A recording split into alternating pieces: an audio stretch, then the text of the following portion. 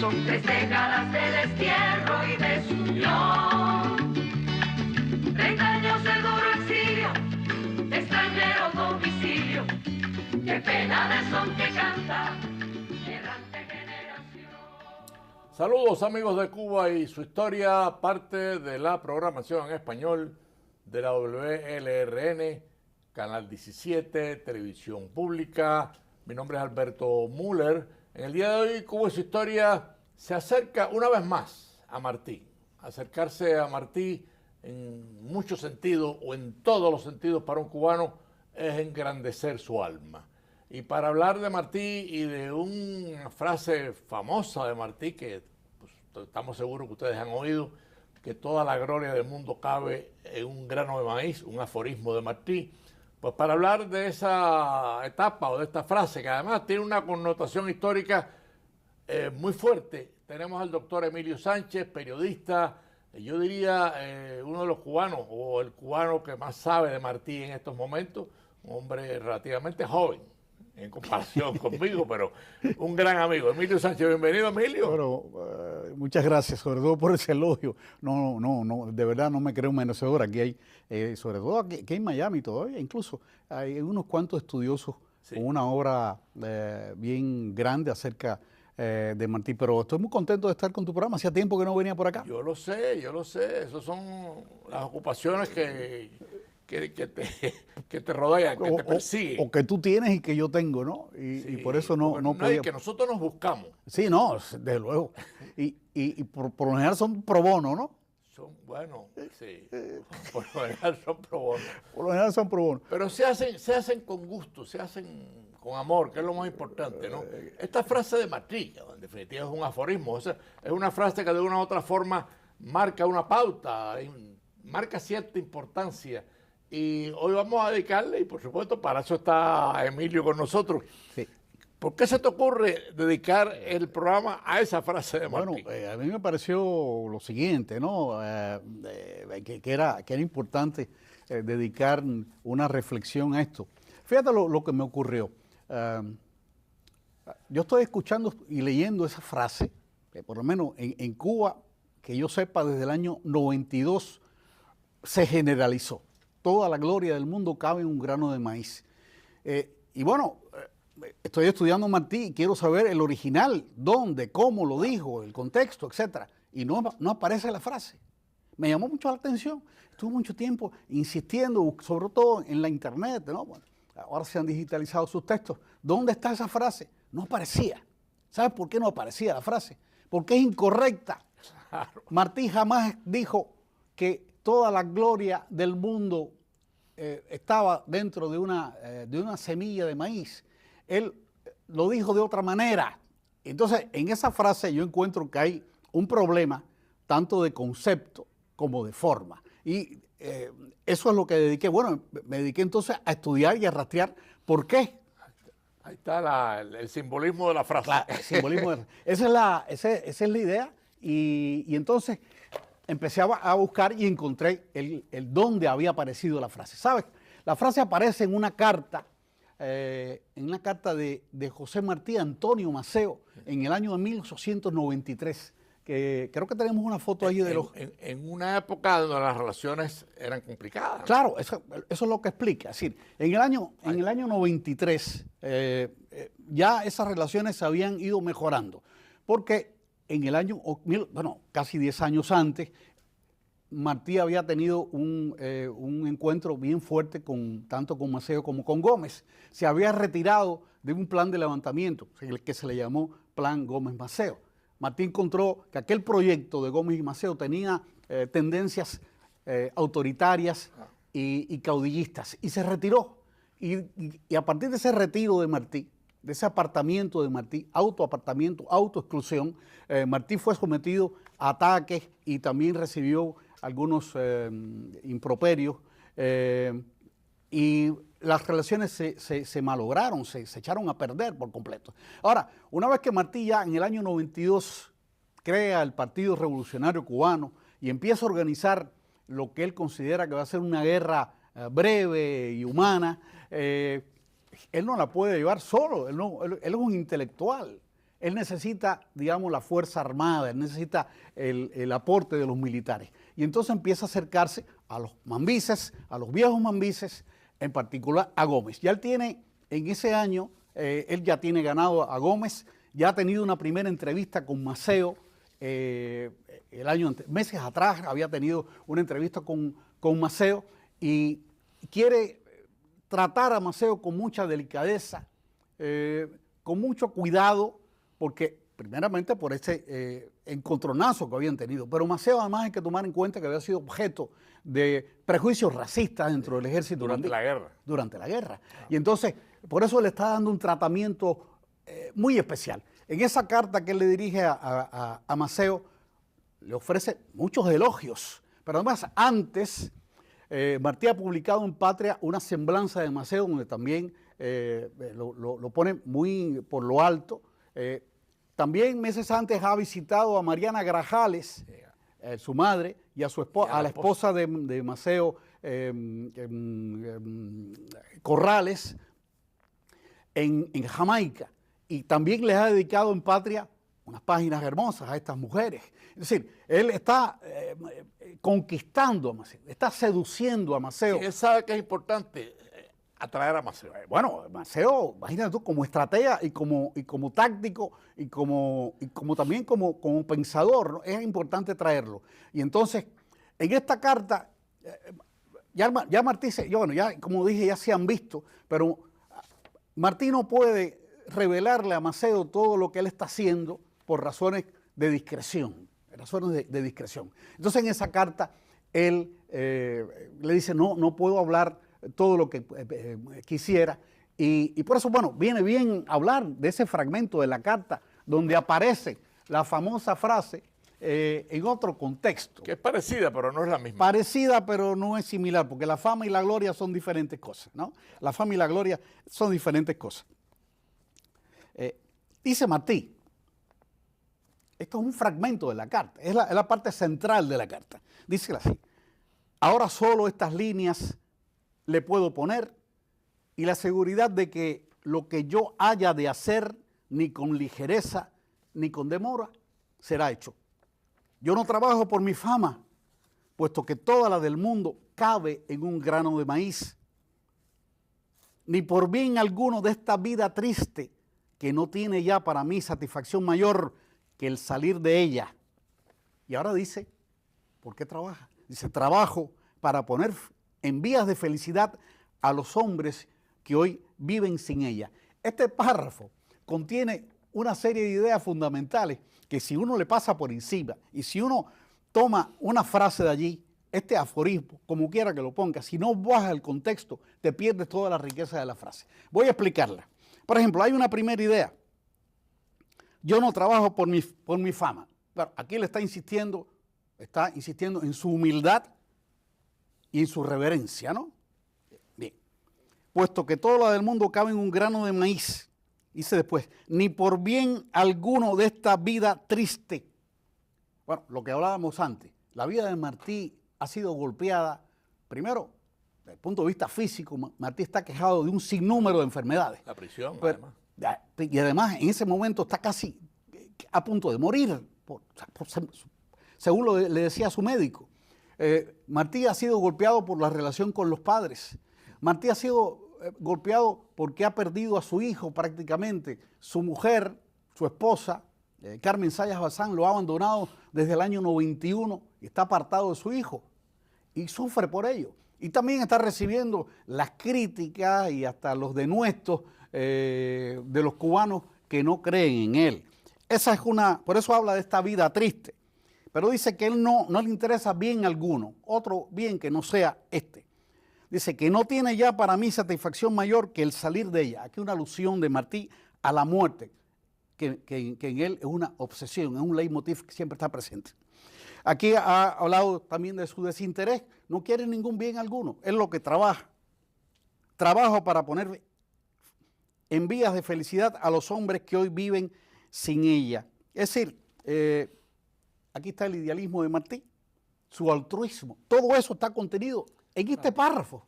Es asombroso, Alberto. Sin embargo, Emilio, algunos consideran un error que Martí no le haya dado toda la información a Maceo por razón de discreción. Y yo creo que eso resintió a Maceo aún más.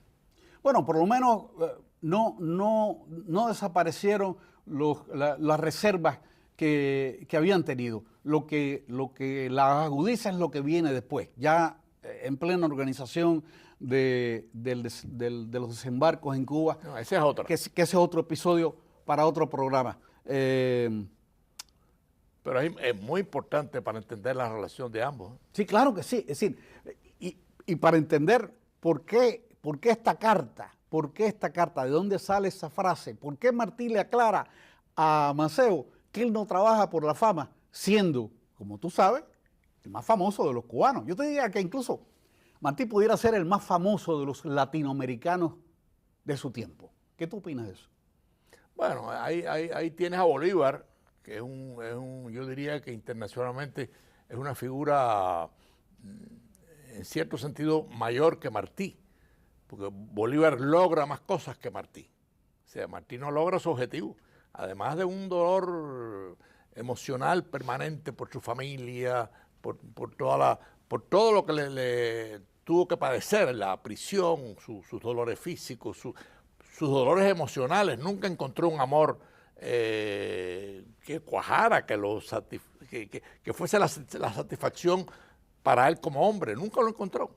Inclusive yo te decía al principio del programa, su relación con la mexicana es una relación que a mí me encanta leer, porque creo que es la mujer que más impresionó a Martí, la Rosario de la Peña. Pero bueno, esto no tiene que ver nada con el programa, con el tema del programa, del aforismo, ¿no? Bueno, quiero dar otra opinión diferente, porque si bien la empresa de Bolívar fue majestuosa, gigantesca, tampoco logró lo que quería. Tampoco. Es decir, incluso decía que era como arar en el mar. Yo te lo menciono porque poner a Martí como el americano más famoso, bueno, está entre los dos o tres más famosos. Bueno, yo creo que sí, porque fíjate, Martí lo conocían en América Latina por sus crónicas. Martí es el líder del Partido Revolucionario Cubano y es digamos, una figura conocidísima dentro de la emigración. Martí ha sido cónsul de Uruguay, de Argentina, de Paraguay. Sí. Martí publica en Estados Unidos obra de literaria. Una obra literaria ya. Él dice, yo no trabajo por mi fama. Es cierto, él no la busca, pero la tiene. Y él sabe que la tiene. Él sabe que la tiene. Que vaya, todos se rendían a sus pies, Darío, todo. O sea, cada vez que tenía una relación, Martí sabe eso. Ahora, una pregunta curiosa, ¿por qué el maíz? Bueno, ¿por qué el maíz? ¿Por qué es que se refiere al maíz?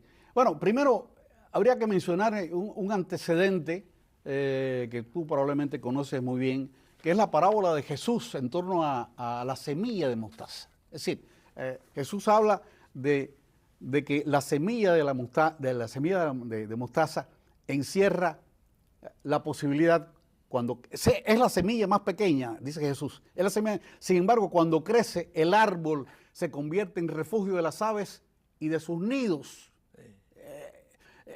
Es importante porque no solamente es un refugio de las aves por el viento o por la lluvia, sino para el ciclo de la vida, para continuar la especie, ¿no? Que este es el milagro de la creación. Ese es un antecedente que tiene Martí, que seguramente lo conoció. Y Martí habla entonces sí, que toda la fama del mundo cabe en un grano de maíz. ¿Por qué escoge el maíz? Bueno, desde luego, acá hablar de mostaza en América Latina es absurdo. Sin embargo, el maíz es muy importante. Bueno, es nuestro, claro. No solamente es nuestro, sino que significó la alimentación de millones de personas desde tiempos inmemoriales y fue además uno de los alimentos predilectos de las culturas mayas, aztecas e incas, que fueron las culturas del maíz que él admiró profundamente. Bueno, amigos de Cuba, de su historia, hemos llegado a la mitad de este programa. Para los que han sintonizado tarde, estamos tratando un aforismo de Martí interesantísimo sobre que su fama y no cabe en un grano de maíz. En fin, ya Emilio aclaró que la frase estuvo mal usada inicialmente. Sin embargo, Emilio, antes de proseguir en el programa, Ajá. alrededor de Martí, su aforismo, Maceo y el maíz, yo quisiera un poco que le hablaras a los amigos oyentes, porque tú estás en estos momentos en un proyecto de un seminario, o sea, un curso sobre Martí, Ajá. que además lo agradecemos, yo he podido ir a algunos de ellos. Háblanos de eso a los amigos televidentes. Sí, se trata de una tertulia martiana. Se realiza mensualmente en el Centro de Adultos y posiblemente ustedes van a tener ahora en pantalla el anuncio. Los primeros sábados de cada mes, y hasta ahora lo que hemos estado pasando en revista, lo empezamos ya meses atrás, a las biografías de Martí. Hemos tenido como guía la biografía, a mi juicio, la mejor de todas. La biografía. Ahí está lo del seminario. Ahí está la información sobre la tertulia, la biografía de Jorge Mañach, y la hemos confrontado con otras biografías que existen, y eso lo vamos a terminar. En marzo vamos a empezar, digamos, una segunda temporada de la tertulia, y desde marzo hasta fin de año vamos a estar pasando revista a textos fundamentales de José Martí. Bueno, desde los más sencillos, por así decir, que es sencillo el texto Los Tres Héroes, que aparece en la Edad de Oro, pero también el prólogo al poema del Niágara, el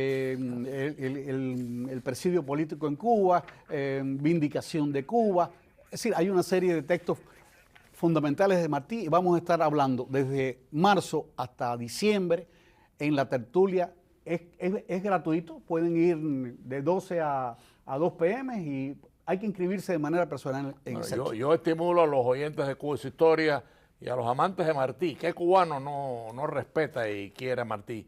Que traten de unirse a este seminario. Yo he podido ir a algunas sesiones, lamentablemente no he podido ir a todas, pero sí, siempre esas sesiones de Emilio, esos conversatorios, esos estudios que se hacen, nos acercan a Cuba y nos acercan a Martí, ¿no? Pero bueno, volviendo un poco a la frase del maíz, a toda la filosofía, es importante entender a Martí en su pensamiento, en su filosofía, claro, un poco para explicarnos cómo es capaz de él interpretar todo, no solamente sus ansias de libertad, sino el propio dolor del mundo que lo golpeó a él directamente. Los estudios filosóficos de Martí que él llevó a cabo desde su paso por España, en su primer destierro, y después lo que hizo por su cuenta, están detrás de su obra, y en particular están aquí también. Es decir, Martí habla del maíz, y ahí hay un reflejo también de su amor por la naturaleza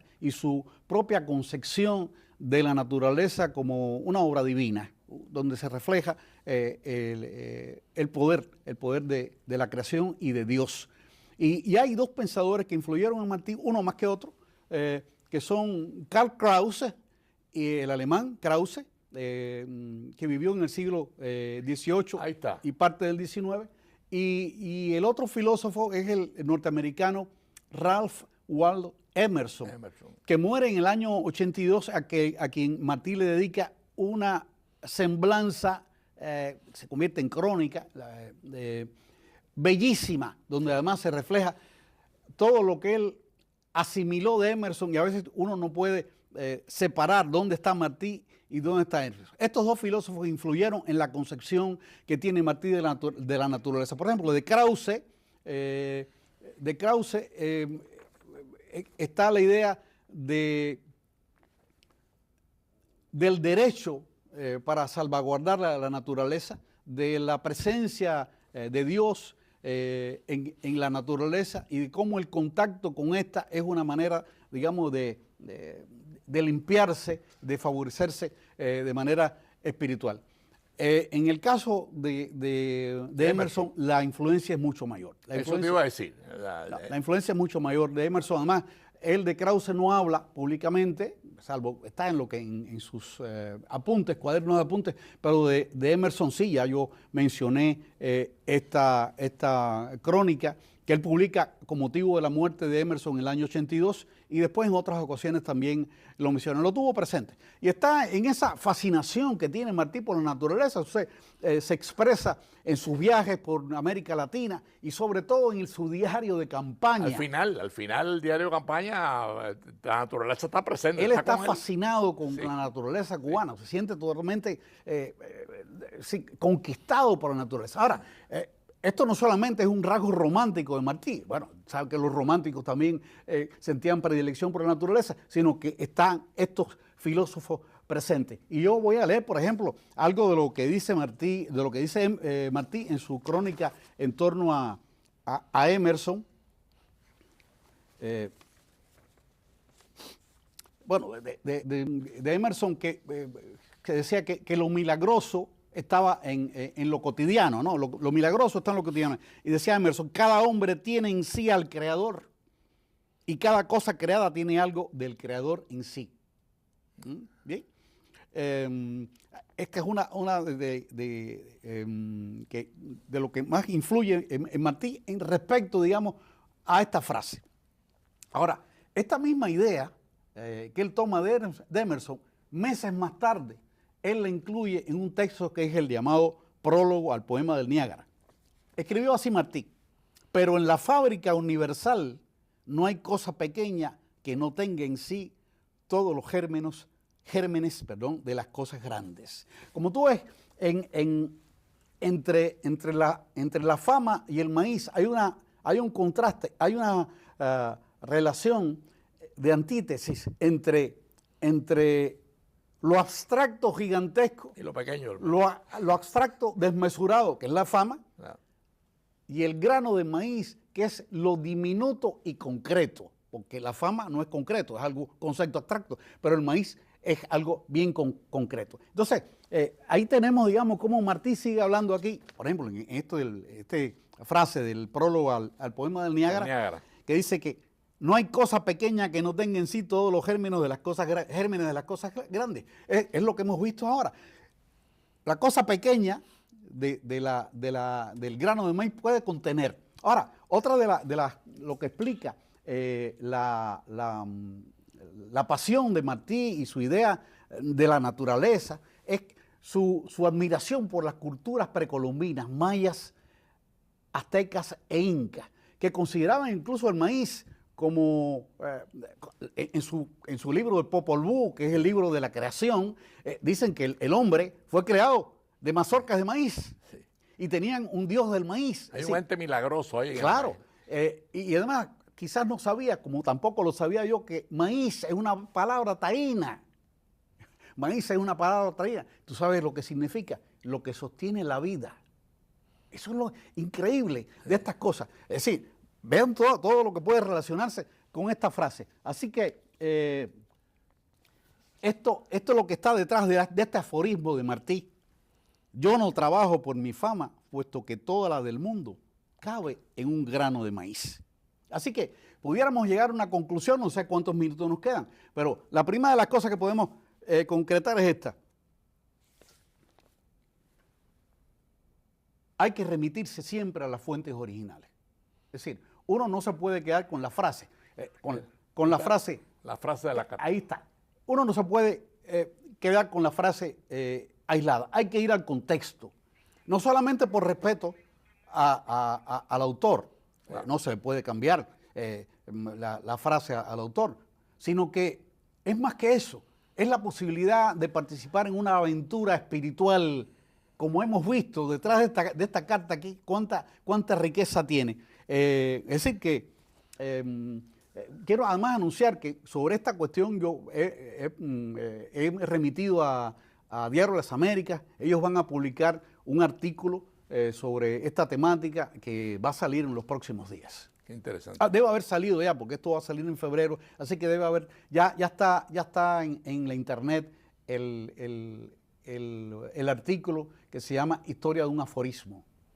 Y lo interesante sería cómo interpreta Maceo esta frase de Martí. Claro, estamos, por supuesto, metiéndonos en un campo muy difícil, muy complicado, porque además la relación siempre fue complicada entre ellos dos.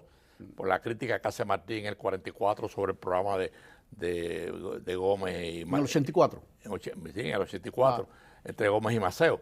Entonces, o sea, yo no creo que Martí haya logrado cambiar la mentalidad de Maceo. No lo logró. No lo logró. Sobre todo por lo que ocurrió después, con esta discrepancia que hay en torno a la expedición desde Costa Rica, sobre todo la entrevista de la Mejorana. Pero quiero decirte algo en los momentos finales, que hay algo, y lo dejé expresamente para el final, porque no quería desviar la atención del lector cuando escribí el artículo en este tema.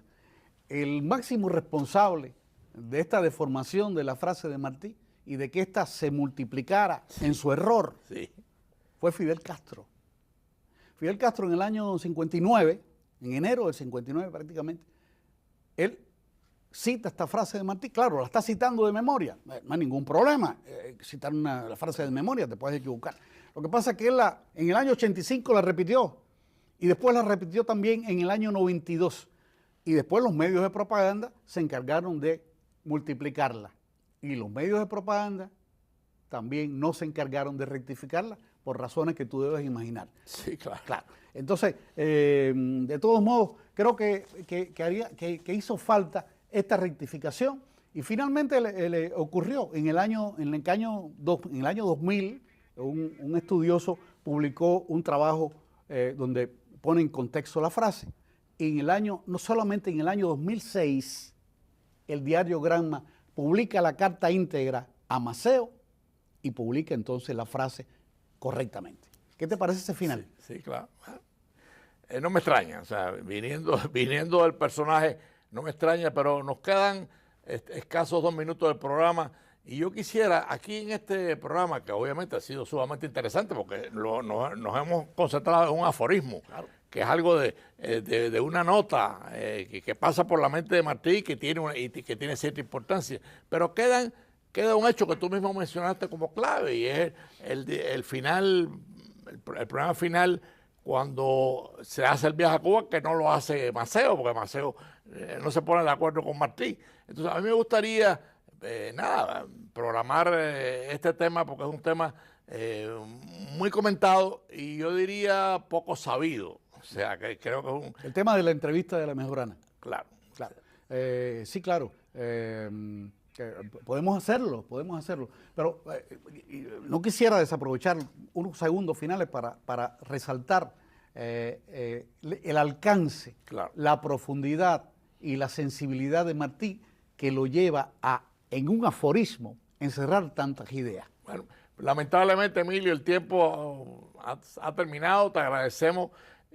Ha sido un atrevimiento intelectual que hay que aplaudir, ¿no? O sea, de utilizar un aforismo de Martí para señalar todo el sentimiento humanitario de él, su fe en el ser humano, su fe en la naturaleza, en fin. Pero bueno, te damos las gracias por el programa y confiemos que podamos hacer otro contigo muy pronto. Y nos vemos el próximo domingo a las 4:30 de la tarde. De nostalgia, son 3 décadas de destierro.